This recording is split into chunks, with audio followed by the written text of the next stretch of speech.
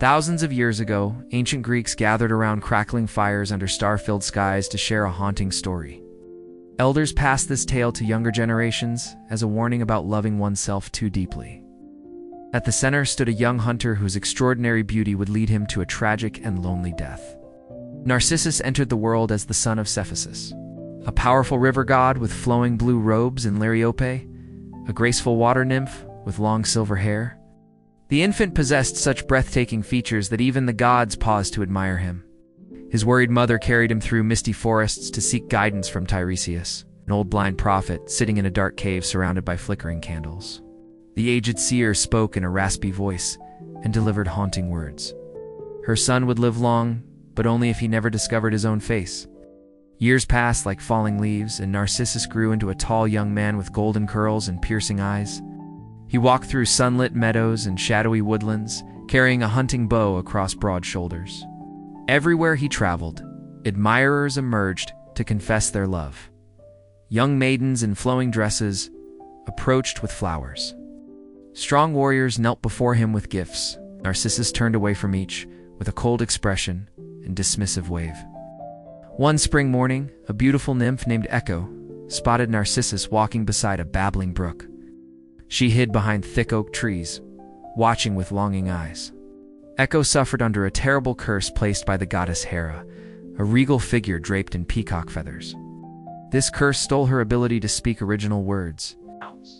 When Narcissus called out asking who was there, Echo could only mimic his words back.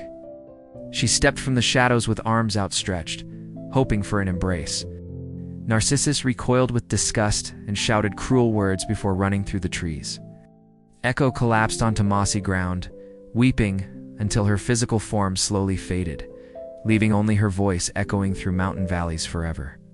High on Mount Olympus, the goddess Nemesis watched this scene in a shimmering pool showing earthly events. Dressed in dark robes and holding golden scales of justice, she decided Narcissus must face punishment.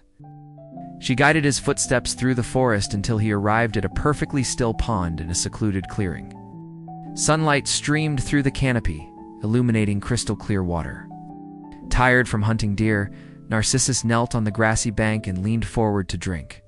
A flawless face, with sculpted cheekbones and luminous eyes, stared back from beneath the surface. Narcissus had never witnessed such perfection. His heart pounded as he reached down to touch this beautiful stranger, but his fingertips created ripples that scattered the image. He waited for water to settle and tried kissing those inviting lips, but they vanished each time. For the first time, Narcissus felt the burning pain of wanting someone who would not respond. Days turned into weeks beside that forest pool. His hunting bow lay abandoned in tall grass. His muscular frame grew thin and pale from refusing food. Golden hair became tangled and dirty. Dark circles formed under one's vibrant eyes. Some storytellers claim he eventually recognized the reflection as his own image, deepening his despair further. He had fallen completely in love with himself, yet could never embrace the object of his obsession. One gray morning, Narcissus breathed his last breath beside the water. When forest nymphs in flowing green gowns arrived to prepare burial rites, they found the bank empty. Where his body had rested, a delicate flower pushed through soil.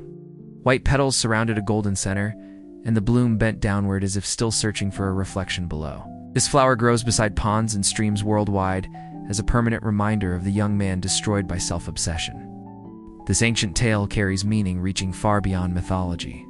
The story describes a psychological pattern that mental health experts continue studying in modern clinics today.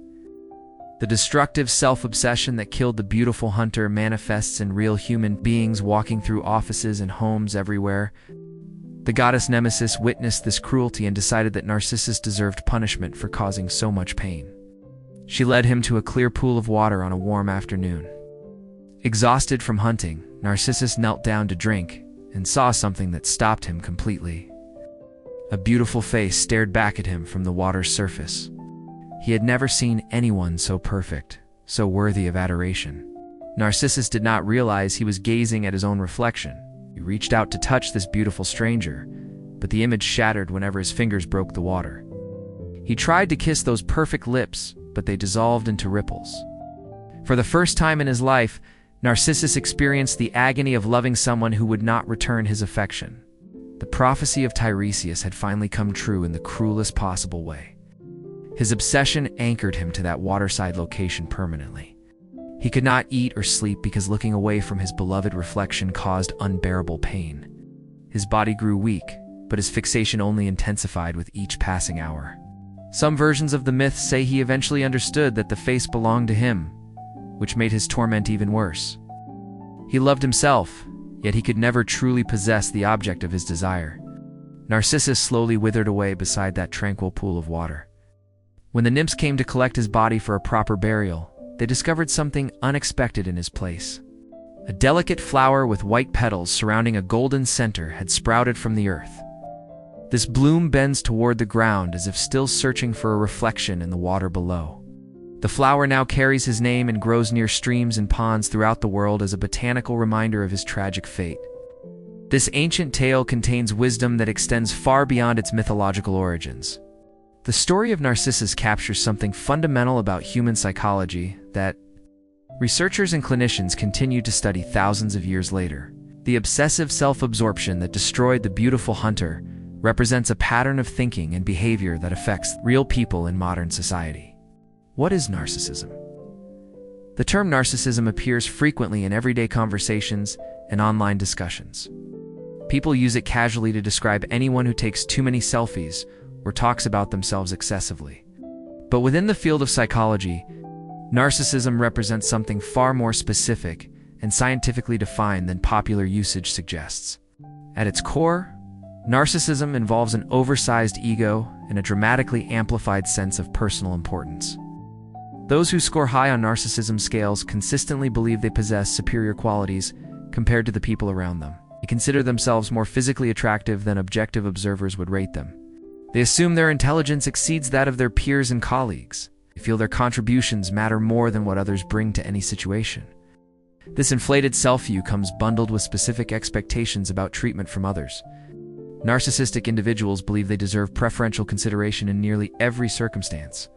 They expect rules that apply to ordinary people should bend or break for someone of their caliber. Standing in lines, waiting their turn, or accepting criticism feels deeply offensive to their sense of importance. The scientific study of narcissism extends back over a century to the early days of psychoanalysis. Sigmund Freud borrowed the mythological name to describe patients who directed excessive emotional energy toward themselves. Since then, researchers have developed sophisticated measurement tools and conducted thousands of studies. Examining this personality characteristic, modern psychology recognizes that narcissism exists along a spectrum rather than as a simple present or absent category. Nearly everyone displays some narcissistic tendencies under certain circumstances, and moderate levels can actually prove beneficial in specific situations. The problems emerge when these traits become rigid, pervasive, and extreme enough to damage relationships and functioning. Grandiose narcissism research in personality psychology has uncovered two separate varieties of narcissism with contrasting presentations. The first variety, called grandiose narcissism, matches the image that typically comes to mind when someone mentions a narcissist. This form announces itself boldly and operates with high visibility in social settings. Grandiose narcissists exhibit a collection of traits that make them easy to spot. They possess outgoing personalities and flourish when audiences gather to observe their accomplishments. They prefer taking charge in their dealings with others and naturally move toward roles involving authority and control. Their appetite for recognition and praise appears nearly bottomless, driving them to engineer situations where they occupy center stage. These characteristics frequently steer grandiose narcissists toward specific professions and lifestyle choices. A significant number gravitate toward political careers where public acclaim and influence flow abundantly. Others chase fame in the entertainment industry or through media exposure. Still others climb to commanding roles in corporations, religious organizations, or activist movements where devoted followers express admiration and reverence. Important clarification deserves attention here. Holding a prominent position does not make someone a narcissist by default. Countless people seek influential roles for completely constructive and noble purposes. Some aspire to develop their abilities fully and actualize their highest capabilities. Others respond to a genuine calling to help their communities and ease suffering among those facing hardship. Ambition and the drive to lead exist independently from narcissistic tendencies. The key difference between narcissistic individuals and those with healthy ambition lies in what fuels their striving.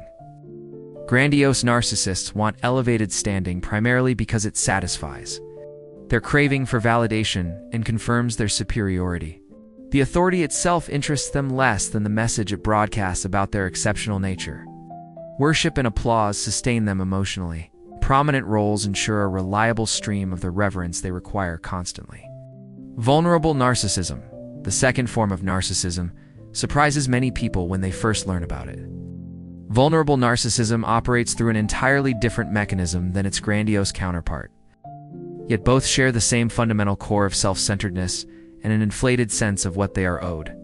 Vulnerable narcissists do not broadcast their inflated self-worth to the world around them. They appear introverted, withdrawn, and even timid in social situations. Observers might initially mistake them for shy individuals who simply prefer solitude over company. Their understated exterior conceals what churns beneath the outer presentation, making this variety far more difficult to identify than the loud and boastful grandiose version. Underneath that modest demeanor lies a powerful conviction of personal specialness. Vulnerable narcissists hold firm expectations that life should offer them better treatment than ordinary people receive. They carry deep resentment about being overlooked and undervalued by others who fail to recognize their true worth. The world, in their view, has treated them unfairly and must eventually compensate them for this ongoing injustice. What truly distinguishes vulnerable narcissists from the grandiose category involves their emotional sensitivity. They wound remarkably easily when faced with any form of criticism or perceived insult. A casual comment that most people would shrug off can trigger intense feelings of shame, anger, or humiliation in a vulnerable narcissist. They interpret neutral situations as personal attacks and spend considerable energy nursing grievances against those who they think have wronged them. Both forms of narcissism share essential ingredients, despite their outward differences. The grandiose and vulnerable varieties both involve excessive self-focus that crowds out genuine concern for others. Both harbor deep convictions about receiving special consideration from everyone around them. The packaging differs dramatically, but the contents remain surprisingly similar. When examined closely by trained clinicians and researchers studying personality patterns, when narcissism hurts others, narcissistic traits might seem harmless or even amusing when observed casually from a distance. Someone who brags constantly or posts excessive selfies can appear more annoying than dangerous. But the destructive aspects of narcissism reveal themselves gradually over extended periods of time. And these consequences affect far more than just the individual displaying these traits. Selfishness sits at the heart of how narcissism operates in daily life. Those with elevated narcissism consistently prioritize their own needs, desires, and interests above everyone else around them. They make decisions based primarily on personal benefit, without adequate consideration for how those choices impact others. This fundamental orientation toward the self creates serious problems across every domain of existence. In professional settings, leaders with strong narcissistic tendencies frequently make choices that put organizations at risk. Their confidence in their own judgment leads them to dismiss warnings from advisors and colleagues. They pursue bold strategies that serve their personal glory even when safer approaches would better protect employees and stakeholders. Ethical boundaries become flexible when bending the rules advances their agenda or shields their reputation from damage. Romantic relationships with highly narcissistic individuals follow painful trajectories that repeat across cases. Spouses and significant others often discover accumulated lies that built up secretly over months or years. Cheating occurs at elevated rates because those high in narcissism feel entitled to whatever pleasures they desire, regardless of commitments made. The romantic companion exists primarily as a source of admiration and support, rather than as a complete human being worthy of reciprocal care. Challenges to a narcissist's self-image trigger defensive reactions that can escalate rapidly. When someone questions their abilities or points out their failures, bitterness builds inside them with surprising intensity. They may lash out verbally, seek revenge through subtle sabotage, or sever relationships entirely rather than acknowledge any validity in feedback received. The cruel irony of this condition involves the distribution of suffering it creates. The narcissistic individual typically feels quite satisfied with themselves, while those closest to them bear the accumulated weight of emotional damage.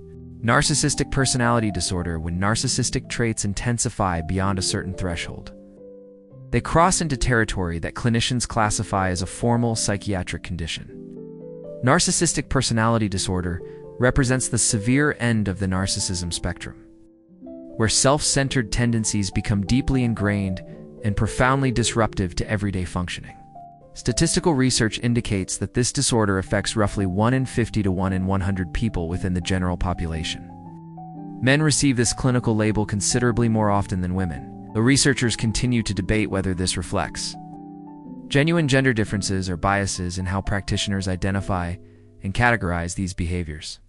The disparity remains consistent across multiple studies conducted in different countries and cultural contexts. Clinicians apply this classification exclusively to grown adults rather than younger individuals. Minors and adolescents frequently display self-focused behaviors that might superficially resemble narcissism. A teenager obsessed with social approval or a young kid who demands constant attention could simply be navigating expected phases of maturation. The brain continues developing well into the mid-20s. Personality patterns that seem fixed during youth often shift substantially with age. Assigning someone a permanent personality disorder before full maturity would be premature and potentially harmful to their future. The primary reference manual used by mental health practitioners in America outlines specific characteristics required for valid identification of this disorder. The latest version of this authoritative text specifies what evaluators should look for when assessing potential cases. Criteria encompass a pervasive pattern of exaggerated self-importance expressed through action or internal fantasy life. Individuals must demonstrate significant impairment in their capacity for emotional attunement and genuine connection with others. They exhibit a chronic conviction that ordinary rules and expectations should not apply to someone of their stature. Their hunger for praise and positive feedback from others dominates much of their mental energy and social conduct. Living with NPD real-life impact, understanding the clinical criteria for narcissistic personality disorder provides only a partial picture of what this condition actually looks like when it manifests in real human relationships. The abstract diagnostic language gains concrete meaning when translated into everyday scenarios that people encounter in their homes, workplaces, and communities. Consider how someone with this disorder might function within a household. Rather than nurturing a marriage partner or raising offspring with authentic care and investment, this person treats relatives primarily as instruments for personal gratification. A wife becomes valuable mainly for the social status she provides or the compliments she delivers. Sons and daughters exist to reflect glory back onto their parent through achievements that can be claimed and displayed publicly. The emotional requirements of loved ones receive minimal attention because acknowledging them would require shifting focus away from the self. Workplace dynamics reveal similar dysfunction among those with severe narcissistic pathology. Supervisors and colleagues who offer helpful criticism find their input immediately rejected and often turned back against them.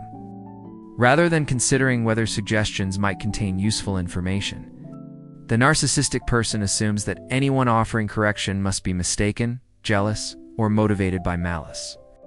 Opportunities for growth and improvement evaporate because accepting guidance would require admitting imperfection.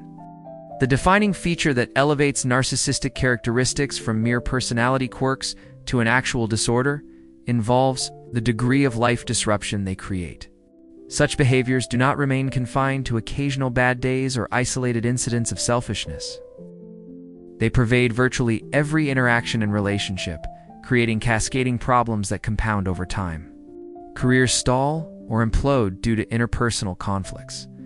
Marriages dissolve under the weight of chronic emotional neglect. Friendships wither because reciprocity never materializes despite repeated opportunities. What causes narcissism? One of the most frequently asked questions about narcissism concerns its origins. People want to know whether narcissists are born with their troublesome traits or whether life experiences shape them into who they become. The scientific evidence points toward a complex answer that incorporates both biological and environmental factors working together. Genetic research has provided compelling evidence that heredity plays a meaningful role in narcissistic tendencies. Investigations examining twins raised in separate households reveals striking similarities in their narcissism levels, despite completely different upbringings.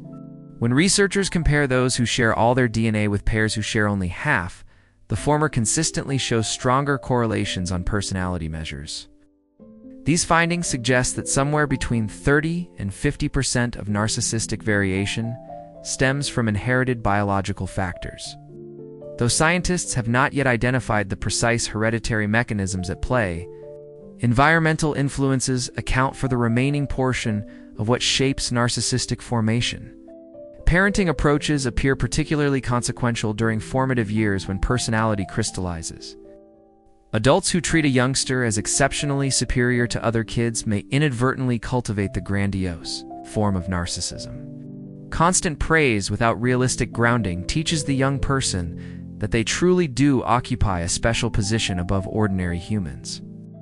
The opposite extreme proves equally problematic: emotionally distant, dismissive, or rigidly domineering parenting styles correlate with the vulnerable variety in adulthood. When those raising an offspring withhold warmth and make affection contingent on performance, the child may develop the insecure yet entitled stance characteristic of this second subtype. Beyond individual households, broader cultural forces also contribute to how narcissism emerges in populations. Societies differ substantially in how much they emphasize individual achievement versus collective harmony. Communities that celebrate personal success, encourage public displays of accomplishment, and reward competitive victory tend to produce elevated average levels of narcissism among their members. The messages absorbed from media, educational institutions, and peer groups all leave imprints on developing personalities throughout the lifespan. Culture and social media, the societal context surrounding narcissism, has shifted dramatically over recent decades, particularly in Western nations. Researchers tracking personality trends across generations have documented measurable increases in narcissistic traits. Among younger cohorts compared to those who came of age in earlier eras, in America, this upward trajectory became noticeable during the 1970s. The cooperative spirit that characterized the preceding decade gradually transitioned into different priorities. A movement emphasizing personal self-worth gained momentum throughout educational circles. Building confidence in young people became paramount, sometimes at the expense of teaching humility. Simultaneously, consumerist values strengthened their grip on popular consciousness. The arrival of internet spaces designed around sharing personal content accelerated certain tendencies already present in society. Digital networks built around accumulating followers and likes create ecosystems where attention functions as currency. Those with narcissistic inclinations find these online environments particularly appealing. However, scientific honesty requires an important clarification regarding causation. No robust evidence currently demonstrates that social networking actually generates narcissism in people who would otherwise lack such tendencies. Individuals already possessing narcissistic characteristics simply gravitate toward tools, serving their pre-existing desires for visibility. These digital spaces function more as amplifiers than root causes.